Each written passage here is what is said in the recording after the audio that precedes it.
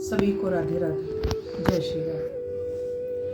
रोज थोड़ा थोड़ा हरि का भजन कर लो, हरि का भजन कर लो,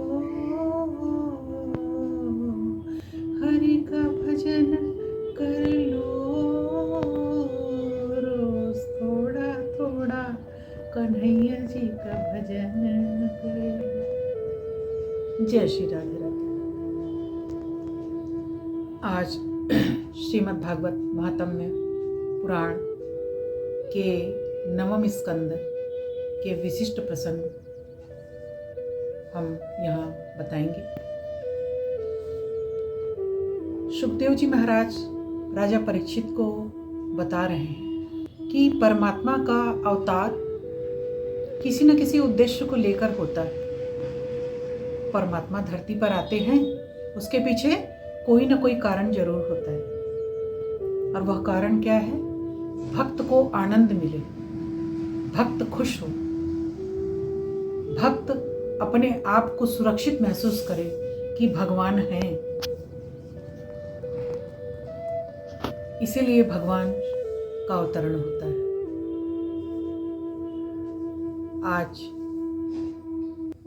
भगवान श्री कृष्ण के बाल लीलाओं में से उनकी एक लीला जो विशिष्ट लीला में से एक है, उनके बारे में हम बताएंगे आप लोगों को कि भगवान की उम्र 5 वर्ष की है और भगवान असंख्य लीलाओं के साथ साथ आज एक विशिष्ट लीला करने जा रहे हैं प्रभु, और वह लीला है कालिया नाग का उद्धार। किस प्रकार से कालिया नाग का उद्धार किया, यह कहकर कि तुम इस परिक्षेत्र को छोड़कर अन्यंत्र चले जाओ।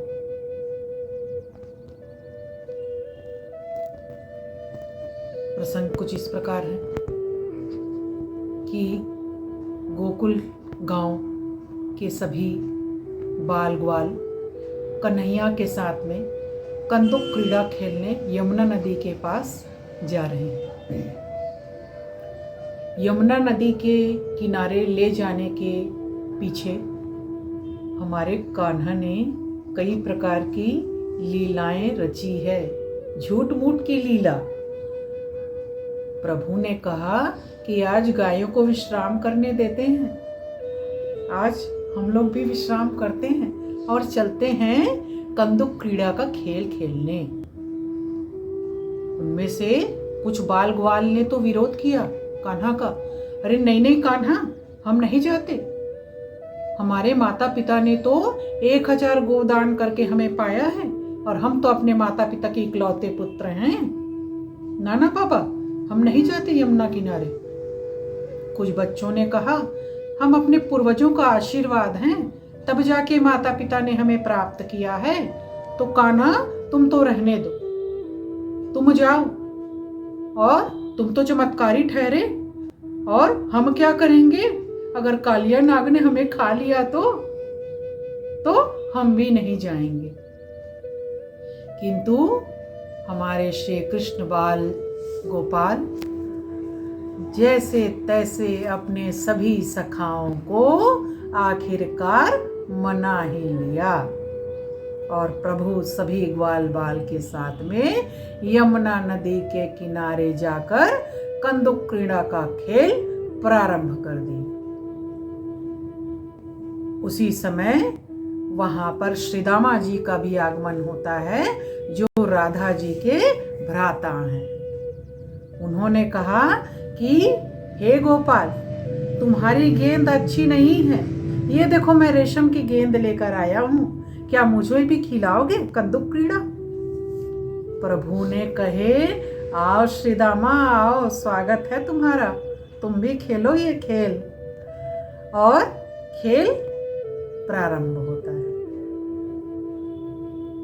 कान्हा हर लीलाओं को बड़े अनुपम तरीके से पूर्ण करते हैं। कान्हा के मन में यह बात है कि कालिया दह के इस लीला को मैं कैसे संपन्न करूंगा, क्योंकि ऐसे तो मैं यमुना नदी में कूद नहीं सकता, मेरे सखा लोग कूदने भी नहीं देंगे मुझे, तो ऐसा क्या करूं मैं कि ये लोग मुझे कूदने दें।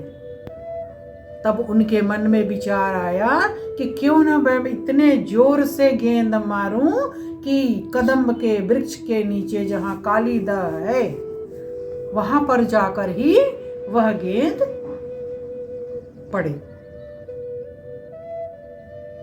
प्रभु ने वैसा ही किया। इतनी जोर से छलांग लगाई, बल्ले मार दिए गेंद में कि यमुना नदी के कालीदह क्षेत्र में ही गेंद जाकर गिरी। आपकी जानकारी के लिए बता दें, हमारे श्रीमद् भागवत के अनुसार कालिया नाग का परिक्षेत्र बहुत विशाल है, बहुत बड़ा महल है उनका अंदर में, और कई लाख तो सेनाएं हैं उनकी। 101 फन है कालिया नाग के, और विषैले इतने कि अगर आसमान में उड़ते पक्षी भी जाएं तो पक्षी उस विष के प्रभाव से गिरकर मर जाते हैं। और गोकुल के गायों के बारे में क्या कहें आपसे। गोकुल की गायें वहां का पानी पीती हैं तो बेचारी मर जाती है। तो कन्हैया कालिया नाग का उद्धार इसीलिए करना चाहते हैं क्योंकि वह अपने गोकुल वासियों की प्राण रक्षा करना चाहते हैं कालिया नाग से। सबकी चिंता है मेरी प्रभु। तो इस प्रकार हमारे कान्हा जी यमुना नदी के उस क्षेत्र में कूद पड़े जहां पर कालिया नाग का महल था। जैसे ही मेरे प्रभु यमुना नदी में छलांग लगाते हैं, वैसे ही जो सैनिक थे वह भाव विभोर हो जाते हैं। 5 वर्ष का इतना सुंदर बालक, एक अनुमानित आयु सैनिकों ने तय की। 5 वर्ष का ऐसा सुंदर बालक, ऐसी रूप सज्जा, ऐसा चेहरा, कमल की पंखुड़ियों जैसे होंठ, ऐसे श्यामल वर्ण, अलसी के पुष्प जैसी चमक। खो गए सैनिक उनके रूप सौंदर्य में। जाकर कालिया नाग जी को बताते हैं, राजा जी, एक 5 वर्ष का बालक आया है और उसकी सुंदरता के बारे में आपसे हम क्या कहें। कालिया नाग जी भी आते हैं। राजा जी, उनके सौंदर्य को देखकर उनका भी वही हाल होता है जो सैनिकों का होता है।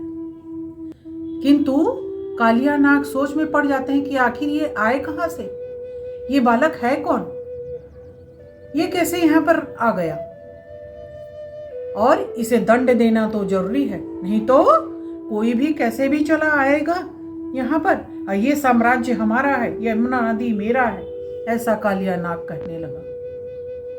किंतु प्रभु की लीला से तो आप सभी परिचित हैं।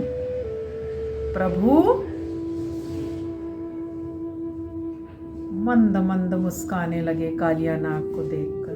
थोड़ी ही देर में कालिया नाग ने अपने पास में जकड़ लिया प्रभु को। प्रभु ने अपने आप को इतना फुला लिया, इतना बड़ा कर लिया कि कालिया नाग छूट गया, सिकुड़ गया कालिया नाग। और प्रभु ने उसके फन में ऐसा नृत्य किया कि भगवान शंकर, देवता, अन्य और देवतागण देख रहे हैं प्रभु को, और सभी देवतागण पुष्पों की वर्षा कर रहे हैं।